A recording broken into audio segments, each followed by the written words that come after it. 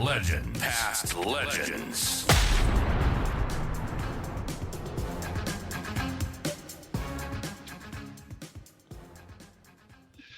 And we welcome Greg Anderson aboard. Greg, 138 games for Port Adelaide in 2 stints, 103 for Essendon, 59 for Adelaide. So cracking the magical 300-game barrier, 12 state games, 2-time SANFL Premiership player, 95-96, of course the Magarey Medal in 86, twice All-Australian in 87 and 93, Foss Williams Medal in 93, South Australian Football Hall of Fame inducted in 2019, Australian Sports Medal 2000, coach South Adelaide. He's been around the traps in the coaching world as well. Welcome aboard, Ando.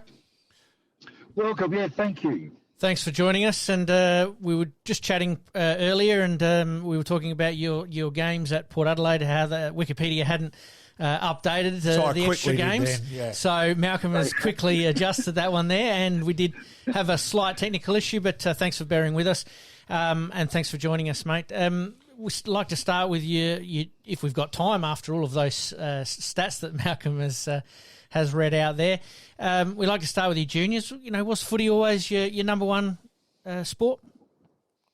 Yeah, most definitely. I had 2 older brothers that were just really passionate about footy, and my dad, we played a couple of games for Rosewater in the Div 1, and he was part of the 1957 Premiership A1 Premiership team with them. So I think footy was a big part of our family, and we were, growing up at Cheltenham, we were really, full-on Port Adelaide supporters, like probably on the crazy side of it.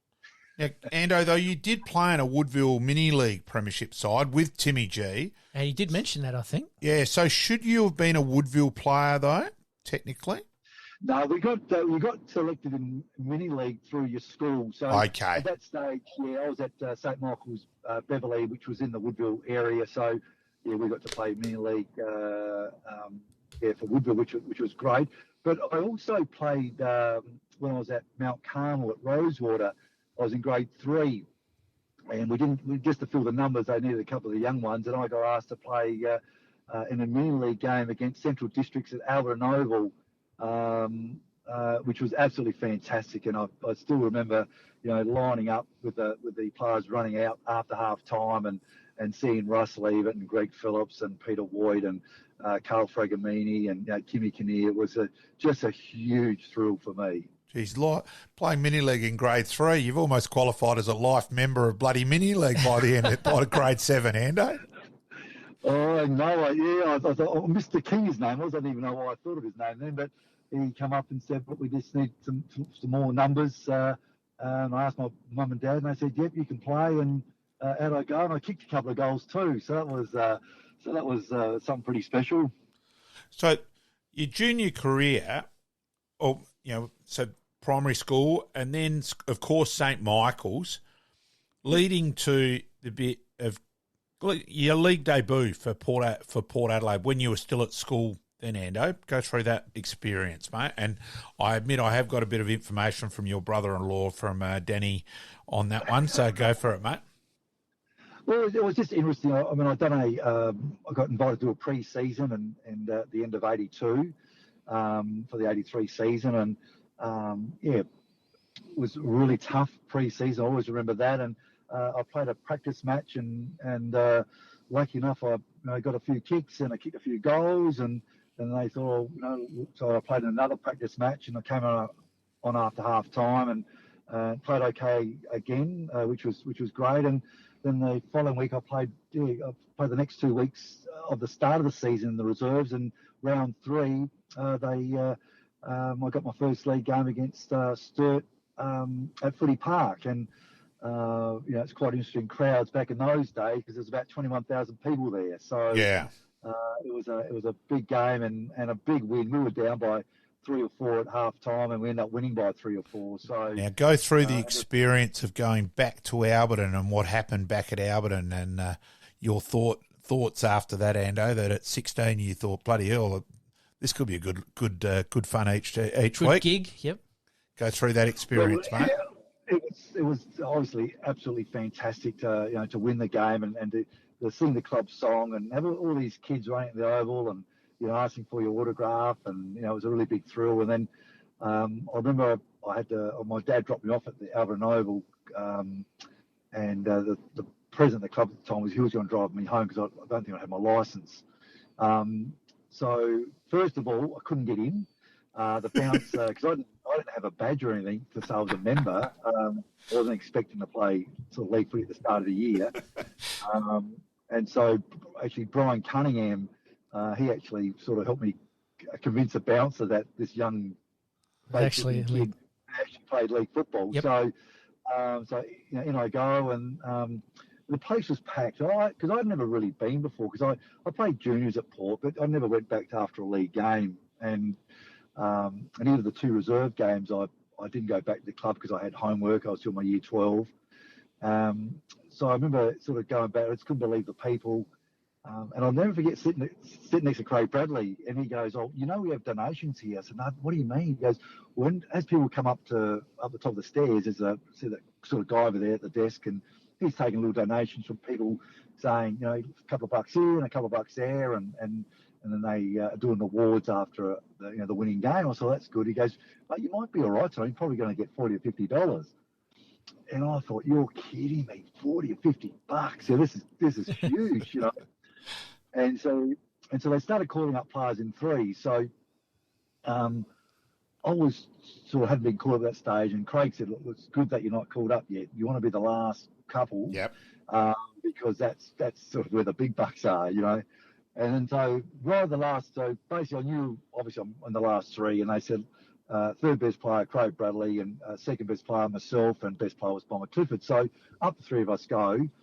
And so I think Craig ended up with $40 or something, which was big money. So anyway, they started calling mine out, and they had calling out the families, the surnames of the families, and they donated this and they donated that. The boys at the bar donated that. The boys on the hill donated that, and all that sort of stuff. And they sort of said second best player goes to myself, and it was about $1,100. Yeah.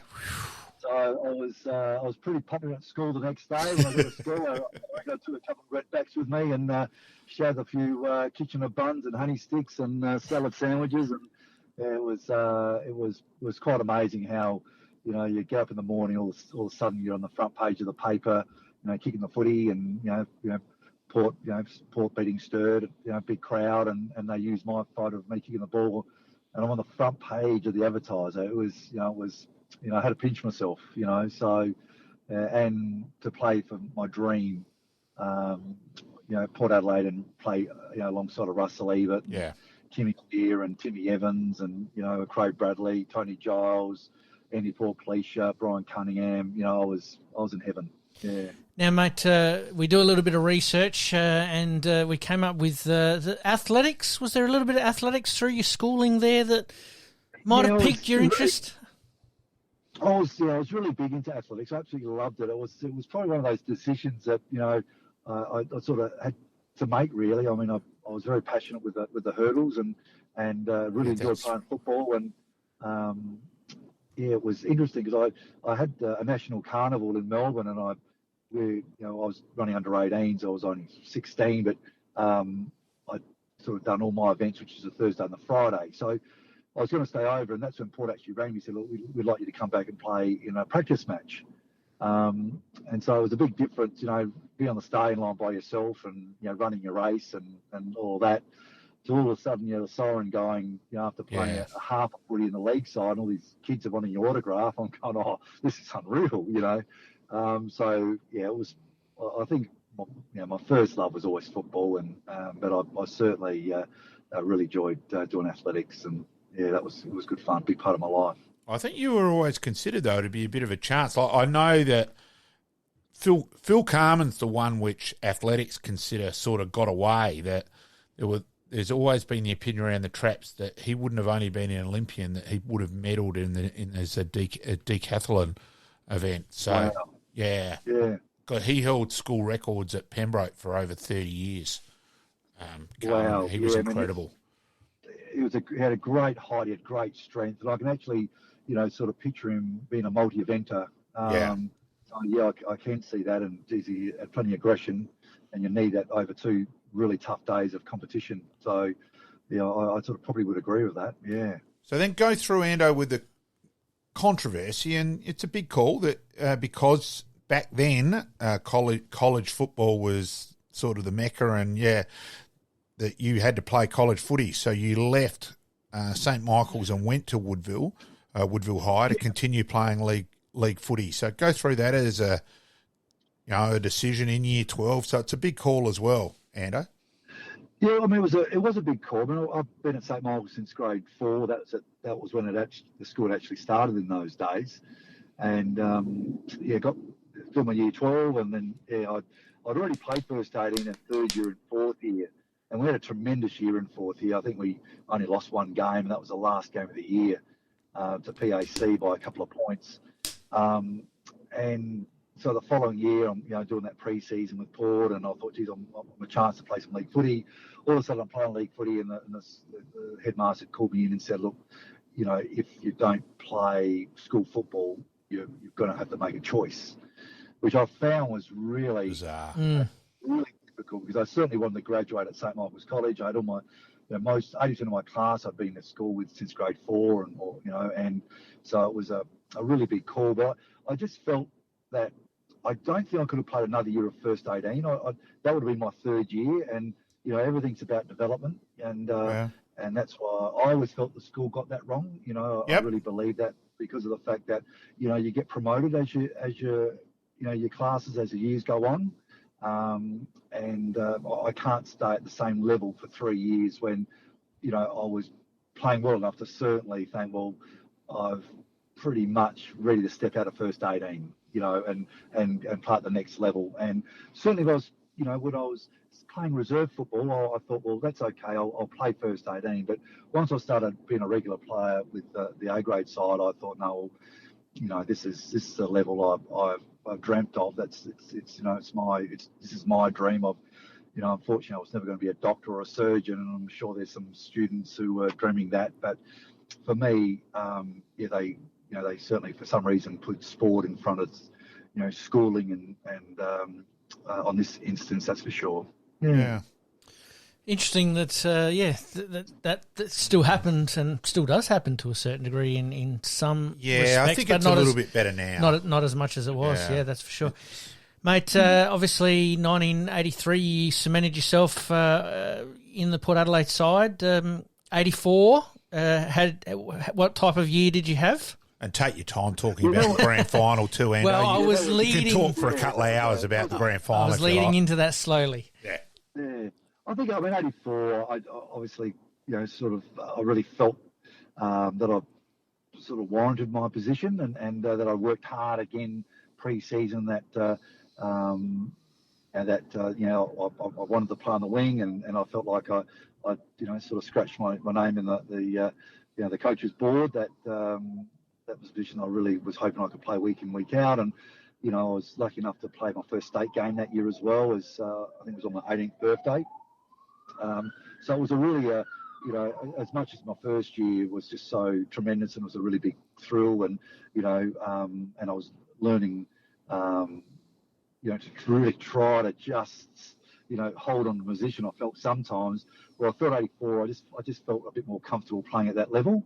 And it was just wonderful to be able to, to represent South Australia against Victoria in a State of Origin game, and then of course to run out on a grand final was fantastic, and all the build up was fantastic, and we played Nord, who are the arch rivals, so it couldn't be a better clash.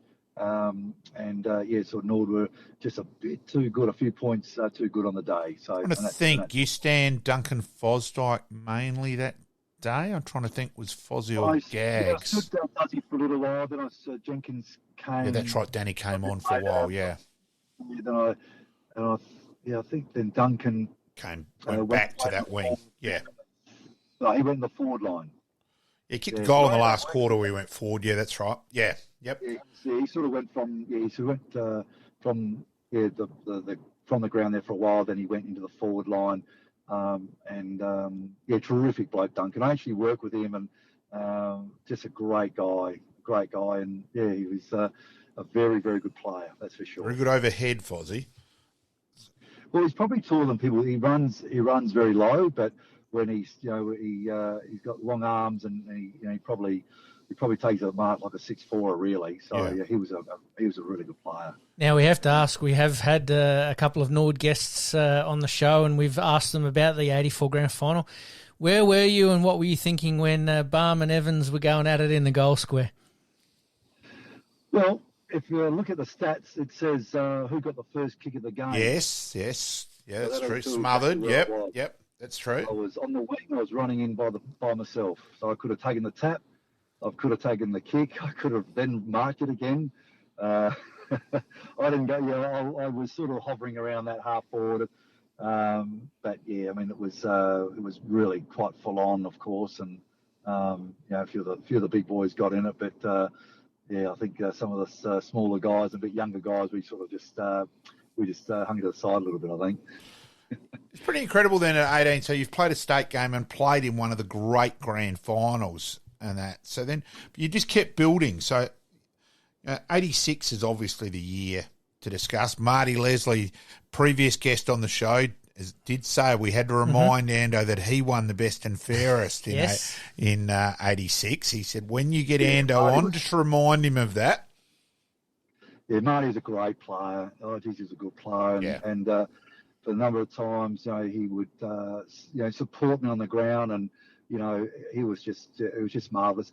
I would say the whole 5 years I played with Marty, he could also have been the best team man the whole 5 years as well. So, not was he a great player, but he was just such a great, person, teammate, friend to have alongside of you. And bloody big shoulders too, by the way. Oh, very good player. Of course, you were originally drafted by South Melbourne too, Ando. But yeah, that was back in I got drafted, I reckon, in fourth year at school. So yeah, which is crazy. I got drafted, which was really quite bizarre. So so I was, it was just one of those circumstances where I looked at the paper and all of a sudden my name's on this draft, and I'm getting phone calls from the press going, do you know you got drafted? And I really didn't expect it and didn't know much about it. My dad knew a little about it, but I don't think they were ever serious about actually drafting me. But yeah, somehow they must have had a spare pick right at the end and thought, well, we might as well give it to this young lad. We probably glossed over that a little bit too quickly. Describe the experience of McGarry Medal Night in 86, Ando. That's what I was just about to say too. Yeah, it was because I was favourite, and I always remember Mark getting interviewed by Mark Aston, and he said, and he asked me about the previous winners and things like that, and I said, you know what, the one thing is that Craig Bradley was favourite in 84, and John Patton won it. Fantastic, that's great. Peter Motley was favourite in 85, and Brantley Filkey won it, and I thought maybe third time lucky for the favourite. Yeah, that's fair. So anyway, that was anyway. It's one of those things you just never know. I mean, it's a team sport. You're not running down a track jumping hurdles, and you got full control. And you're one of 40 players in the way of from the time you do pre-season together to play to get out in the field. But yeah, I always remember they said they got 20 or 30 more votes to go, and anyway, I was trying to count them, and I think Darren Smith said something to me, and someone else said something to me, and I think, I reckon I've only counted 10. And then Big Bob McLean put his hand over and said, congratulations, you're a McGarry Medal winner. And I was going to say to Bob, no, they've still got 10 to go. But then Max Bashir said, congratulations to myself. I thought, oh, wow, no, I've got it wrong, not Bob. Yeah. Wow. So it was really, a great honour, and it was, I suppose you feel like you're really representing your club, like really you're wearing that blazer, and going up there to get the medal, and it's for you're a Port Adelaide McGarry medalist, and that was something that I just thought was just absolutely wonderful. And also just probably there, with Wally Miller, the two doyen administrators of South Australian football too, and to have the great late Bob McLean tell you that straight first up, it's probably something you think of probably more as you've gotten older, that almost a privilege to have had those words uttered to you by Big Bob. Yeah, look, yeah. You get in when you're young, you're in your own little fast lane, and when I actually first told that story, and there was a couple of early statesmen, and I said, well, Bob McLean, reached over from the table and stood up and shook my hand and said, and it was their reaction that really got to me, and then I realised that was Bob McLean. That is the Bob McLean that congratulated me. So you do, I suppose, as you get out of that fast lane and you think some of the great moments in my sports, that was one of them. Yeah, to be thanked by him, who was Mr. Port Adelaide. Yes. And then obviously Essendon came into the picture. How did that all eventuate? Yeah,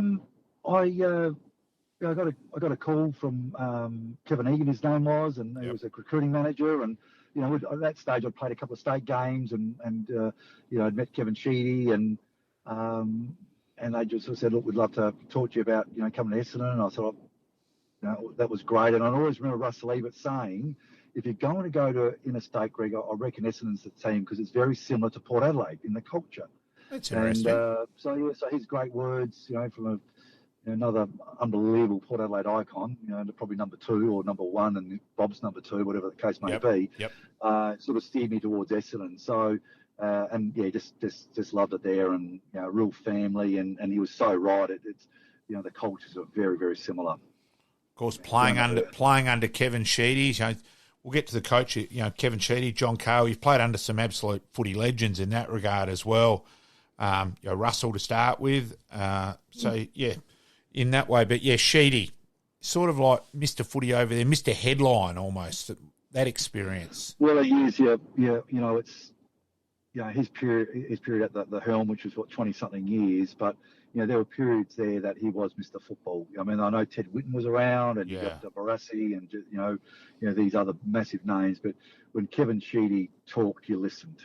And that was a football world. So you couldn't be any more prouder, representing Essendon Footy Club, but also Kevin Sheedy, and he was wonderful, and he was tough. He was a very tough coach, mentally and physically, and you had to have 110% commitment for that Guernsey, and that's how you played. And if you didn't, he would show you on Monday night in front of everyone, this is what you're not going to do, not at our club. So pretty ruthless. He sorted me out a couple of times, and we thought I could have probably gone a bit harder or chased a bit harder. And certainly highlighted that that's just not what we do at this club. So so he was, and I really think he got no question. I think I've become a tougher, harder player at Essendon than I thought I would have been. And you don't know until you don't know what level you're at. You think everything's pretty good, but I thought, geez, there was a couple of times I knew that he's watching me, and I've got to go extra hard on this one. And so he was fantastic. Amazing that Sheedy almost in the Kale mould of sort of making his players play above themselves and really instill that confidence in them. And if they needed to be told, they were told, and there was never an issue afterwards. Very true. I mean, John Carr his words are just, it's like a song. He just gives you so much confidence, and Kevin Sheedy he is there for you. You just have he has this presence that, he's going to back you 110%. So a couple of, and you can see why both of those are just so incredibly successful at, not just playing sport, but also guiding young men to get the best out of their ability. And then, of course, you playing in the 1990 AFL Grand Final, where that brawl at quarter time made the Tim Evans, Craig Barn bit look like a Christmas picnic. That was full on. There were some decent punches thrown in that one, Endo. Yeah, that was a different legal level as well. That one, that was nasty. That went on way too long than it should have, and spread out to all different parts of trainers, to coaches, to players on the bench, to officials. It was a really, and it wasn't great for football, I don't think. And it was quite bizarre because Essendon effectively lost the plot. There was no doubt whatsoever that Lee Matthews got Collingwood to settle and get on with the game more than what Essendon. Yeah. It was quite crazy, really. Yeah, I think we got 2 50-metre penalties like within the next 5 minutes of play after quarter time. So, they obviously settled and we hadn't. And, before we knew it, they just kicked 2 goals and we're really up against it. And it was just one of those games. Yeah, and quite often Essendon say it was very similar to 85 where, Hawthorn probably, with the another, which is, all-in brawl, in 85, they didn't settle, and Essendon did, and they kicked away. So it was pretty unsettling. It wasn't a melee. That was I was at that grand final. That was full on. Yeah. So that was so it wasn't something that you sort of just push the player off and say, let's just we just run back to positions. It just kept going and kept going and kept going, and it's something that I've never been sort of, and I hope it's great that it's never going to be part of our game again. But it was a pretty nasty incident. Yeah. Now we'll just go back a step a little bit. You made your VFL debut against North Melbourne at Windy Hill, and we have had quite a few of our guests who have come from the SANFL to the VFL. Still playing at some of the suburban grounds. Were there any grounds that you liked being at, and conversely not liked being at? I really enjoyed playing Princess Park. And I think in those days was Carlton and Hawthorn had that particular game. I say. I used to really like Whitten Oval. I think they actually made it for a wingman because maybe Doug Hawkins perhaps might have got the shape of the oval to suit a wingman. So that was always a really nice ground to play. And I love Moorabbin. I thought Moorabbin was a great game, great oval, great size. But they could never get the plumbing right because there was certainly never any hot water. That was coming through those shower heads. They always worked on a Friday night though. They always worked on a Friday night watering the ground though at Moorabbin.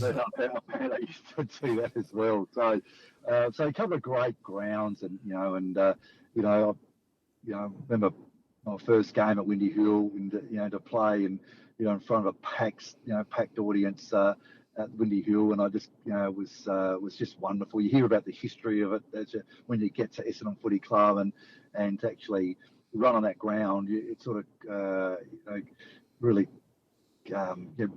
brings it all together, brings the story together, and I think players miss that nowadays. No question. When you've got all these ex-players, champions, of the club that have they've made their statement on that oval. And I agree with you there. Of course they go to MCG, or they might they go to not Docklands, Etihad, whatever you want to call it. 8 million different names. So you sort of that the suburban ground. That's what the culture and the club is all about. You're fighting for your community, and so I felt really, really pleased that I had a couple of years where I was only 2 years before we went to the MCG, but we were able to play plenty of games at Windy Hill. And then making the decision to come back to Adelaide, that would have been a pretty hard decision to leave Essendon, Greg.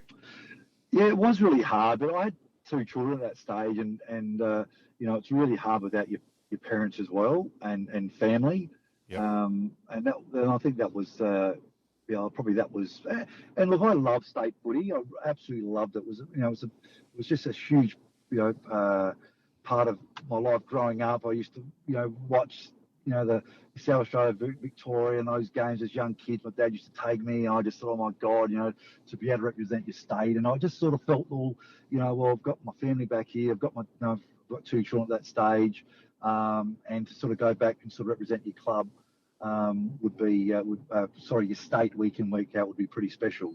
And it was. And of course, 93. Where you had a very good year individually, All-Australian in 93. Does that mean more than the 87 one in terms of because it's over a whole season, not just a carnival sort of thing? And do you think look upon those 2 differently at all, or those two achievements differently, or not? Oh, yeah, or am I reading probably, too much into it? No, probably no. I mean, it's one of those. You got to perform, and that's the key. And you've got to perform in a carnival, and and I suppose that was how they picked it in those days. And yeah, it was a huge thrill when I got named All Australian. I was disappointed in 1990. I think I got first emergency there, and I was that was probably my best season. And then to actually then get the AFL one in '93, it was it was wonderful. Yeah. No, we've got to bring back in '93. We've Yep. got to bring it up. That bloody the game. Yes, I was there. I still think the first half of that prelim final was the best footy Adelaide ever played. Did you get injured in that game, Greg? I did. Yes. Yeah, I got injured at just about halfway during the third quarter. Yeah, halfway during the third quarter. Wayne Wiedemann cleaned me up, actually. A bit of friendly fire, and he got I sort of end up sort of a bit of a dislocation of the hip. So I was cooked. So I was on crutches for about a couple of weeks after that. He's a big boy, Weege, running. Yes. Not going 100 miles an hour. So I was just hoping that we could sort of hang on. But they did. I mean, I think once the crowd got behind Essendon when they started that run on, and I think we missed a couple of really easy shots. Yeah, Jars missed a sitter in the third quarter. Yes. And then they ended up doing sort of those two lots of 2 goals turnarounds in that. Yeah. And that gave them a sniff, and that got 80-odd thousand people were sniff and got behind their team, and we just sort of lost that little bit of run, and they got it. So that's football. And then Michael Long, of course, delivered again. He delivered those 2 games. Yeah. He was just incredible against us after half time, and then his grand final was fantastic. Yeah, his grand final was unbelievable. After half time, I put him into the centre, and he was. I remember at the start of the third quarter, I was sprinting as fast as I could, and they'd already got it out. They got bounces went their way. Yeah. The umpire bounces went their way. Yes. Just everything just sort of fell into place, and and then we got a few little injuries and a few niggles, and we had to make some changes, and then we just they just got that run on, and wow, when you got that 90,000 people supporting you, and 90,000 people supporting against you.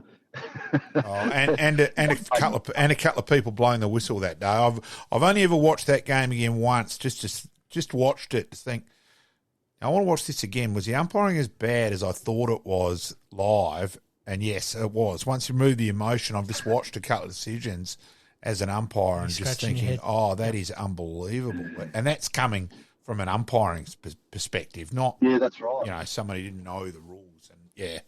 So I've always had that game, and in the 2012 prelim of the 2, I still call it very much the VFL competition. So yes.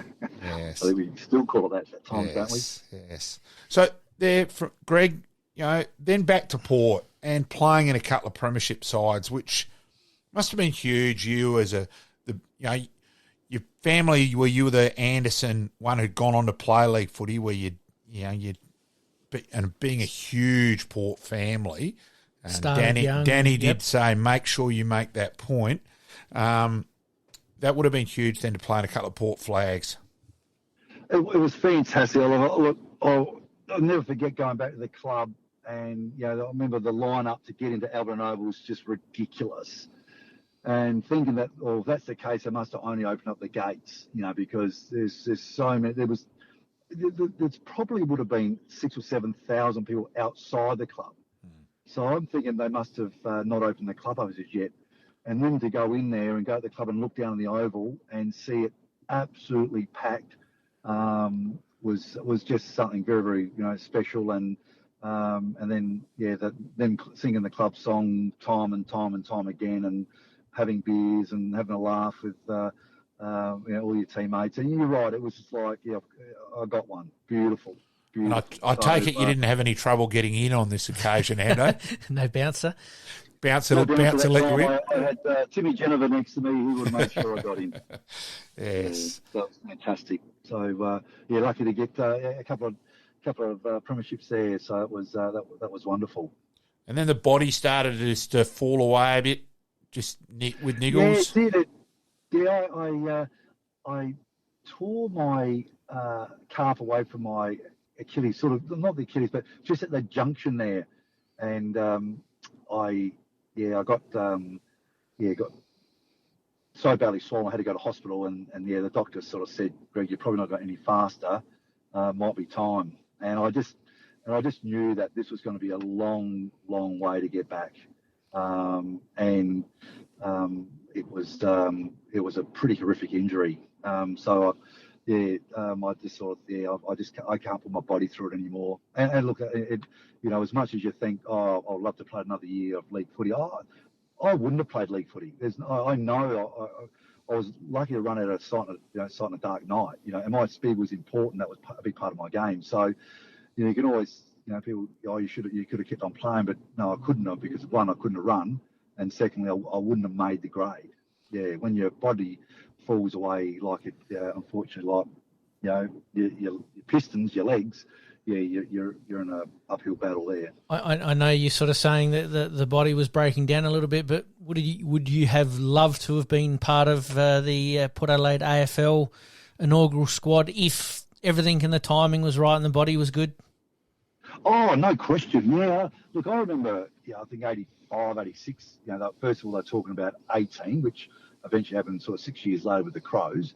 And then, hearing that, it's not too far away from Port Adelaide having a team, it would have been wonderful. Look, I literally lived 6 houses away from Albion Oval. I grew up there, 6 houses away. My father played for Port, played, in a reserve grand final. He played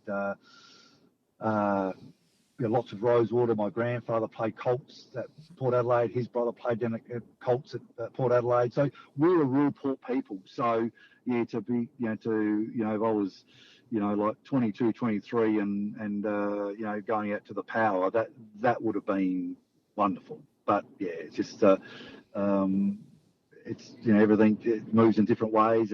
But to say that I actually played with the Essendon Footy Club and I played under Kevin Sheedy and I felt that I was a better player because of him, it's something I really think is pretty great to talk about as well. Fair call. Now, you ended up coaching South Adelaide. Now, there's a bit of irony in this one, because it came down to out of Greg Anderson and John Griffin for the job.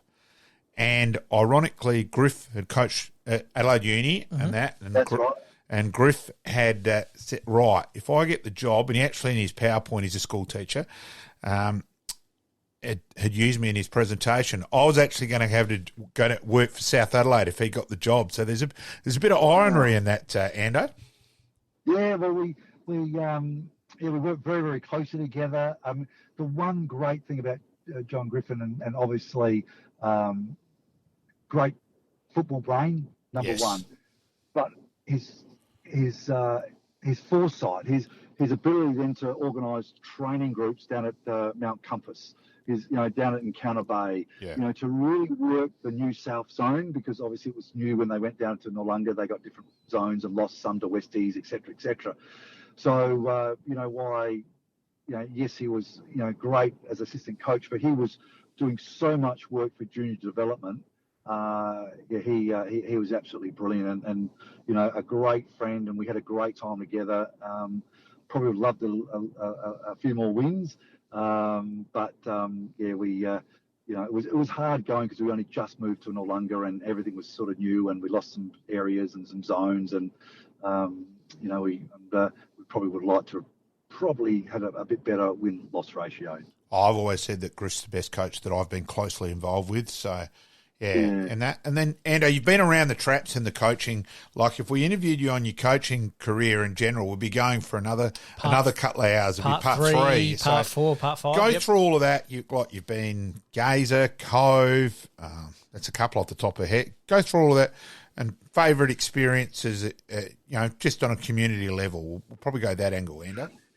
Well, like everything's relevant, and my time when I went to Gazer, I loved it. We were a very tough and strong club, and I certainly enjoyed that. I really enjoyed the Cove. I just had some great friends there that I sort of knew through South Adelaide. Great support. Incredible competition. I still think the year we won the flag, we probably would have had 13 or 14 players that have played league footy before, and I think Morphevale did as well. I think Brighton did as well. I think Ranella did. So the strength of the those probably the top 8 sides were, it was outstanding football, and that was a really great period of coaching for myself, and then I went to Jeps Cross, which it was a tough club. We really, I think they'd won one game the year before, and we ended up making finals my first year there. It was sort of hard work, but yeah, I think I really enjoyed my time at Sunny Nations. I thought it was fantastic, and I was sort of it's probably different sort of culture there again than what I was sort of head coach before, and really warm to it, and just some tremendous people that I still spend a lot of time with today. And that was it's a great period of my life. Coaching was fantastic. It's you walk down in the city, and you look at like 14, 15 years of coaching by 20, 30 players.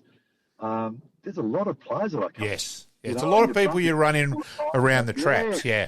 So, and you don't think of that until you finish coaching. You walk down the port and someone goes, "G'day, Greg, how you going?" I said, "Oh, g'day, mate." And he goes, "Oh, I used to coach at Jeps Cross." "Oh, that's right. That's Mark. That's the one." So that happens a lot. Yes.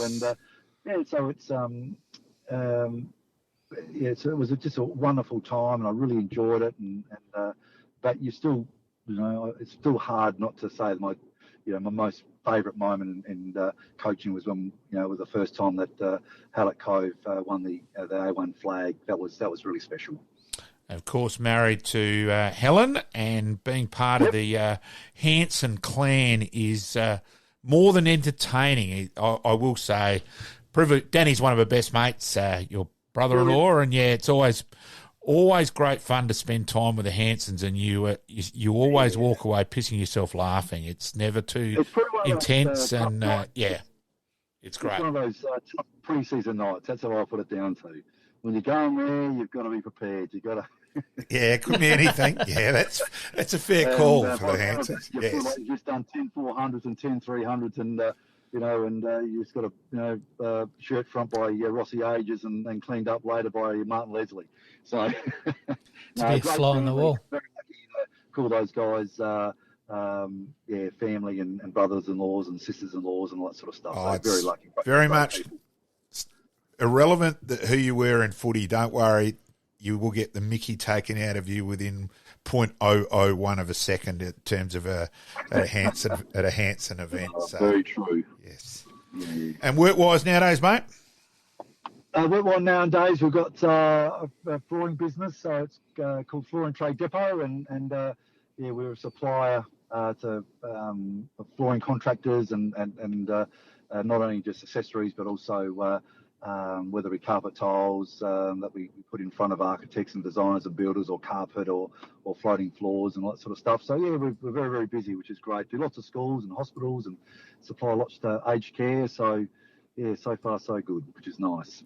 And we always like to ask our guests about some of their obviously favourite experiences, but maybe 3 or 4 of the toughest players or best players you played against that you just loved playing against them, but hated them for obviously playing so well. And played with. Yeah, probably the I always think just an incredible footballer, and I had some really good battles with him, and it was Darren Mullane, and he was a close friend, but we shook hands before a battle, and away we went, and I found it very tough to stand him. He was a very tough player, but also it was a great challenge as well. Same with Dipper and Doug Hawkins. Stephen Stretch was a sensational wingman when I used to play against him at Melbourne and West Torrens. Quick Stretchy. Grantley Filkey, of course. So it's just there was so much. Mark Bays, Murphy from the Sydney Swans. There was a lot of great wingmen around in my era.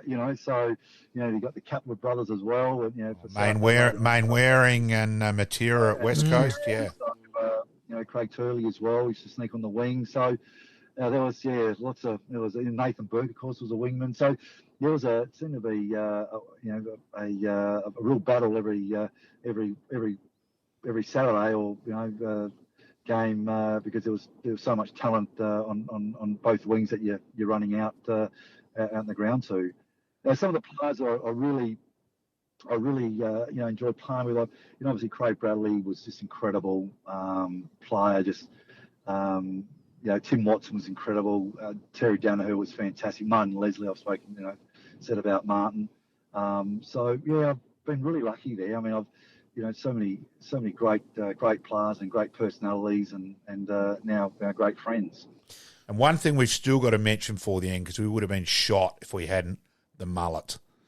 You're famous for your mullet, Ando. It virtually hasn't changed. The rest of us are quite jealous that you've still got your bloody hair as much as that too, Ando, you prick. It's just hanging in there. It's just hanging in there. But it is incredible.